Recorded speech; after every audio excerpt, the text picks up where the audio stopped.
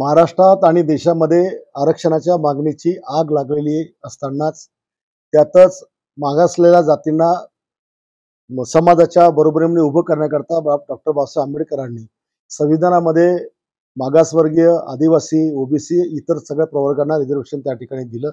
आणि असं असताना काँग्रेसचे ज्येष्ठ नेते राहुल गांधी यांनी विदेशामध्ये जाऊन माझ्या देशातलं रिझर्वेशन आम्हाला संपवायचंय अशा प्रकारचं वक्तव्य त्या ठिकाणी केलं। म्हणजे काँग्रेसचा खरा चेहरा आणि त्याच्या पोटातली मळमळ त्यांनी त्या ठिकाणी ओकून दाखवली। लोकसभेच्या निवडणुकीमध्ये संविधान धोक्यात आहे, संविधानामध्ये हे आपलं आरक्षण संपवणार आहे असा फेक निगेटिव्ह नेरेटिव्ह ठेवून त्यांनी समाजाची मतं घेतली आणि आज ते आरक्षण संपवण्याची भाषा करून आलेत। म्हणजे 100% त्यांना मागासवर्गीयांचं, आदिवासींचं, ओबीसींचं सगळ्यांचं आरक्षण त्या ठिकाणी संपवायचंय। या राहुल गांधींनी हे जे शब्द बोलला की आम्हाला आरक्षण संपवायचंय, माझं आव्हान आहे की या राहुल गांधीची जो जीभ छाटेल त्याला 11 लाखाचं बक्षीस मी माझ्या वतीने त्या ठिकाणी देईन। संजय गायकवाड जो मुख्यमंत्री एकनाथजी शिंदे यांच्या लाळानं वाया गेलेला हा अडाणी राहुलजी गांधी यांची जीभ छाटून आणणाऱ्यांना बक्षीस देण्याचं जाहीर करते। या हरामखोराजवळ शिंदेंनी जे पैसे दिले त्या पैशाचा माज या हरामखोराला आल्यामुळे ह्या अशा पद्धतीचं वक्तव्य त्याचं सातत्यानं चालू आहे।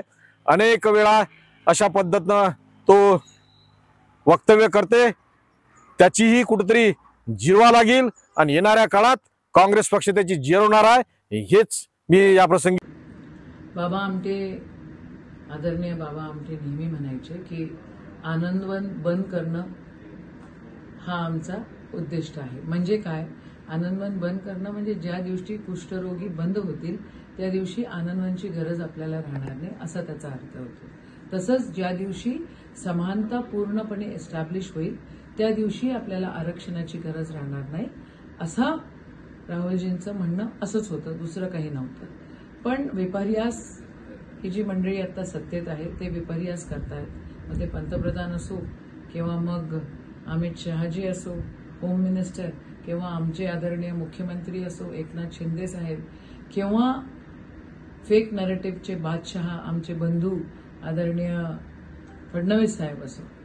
खरं तर असे फेक नरेटिव्ह करून असे जीव घेण्याची भाषा जर कोणी अडाणी एखादा व्यक्ती करत असेल तर त्याला माफ नाही करता येणार। आणि एक गोष्ट लक्षात ठेवली पाहिजे की महाविकास आघाडीची सरकार येते उद्या, हे असे पोलिसांनी पण ह्याच्यावर कटाक्षानं काळजी ऍक्शन घेण्याची गरज आहे।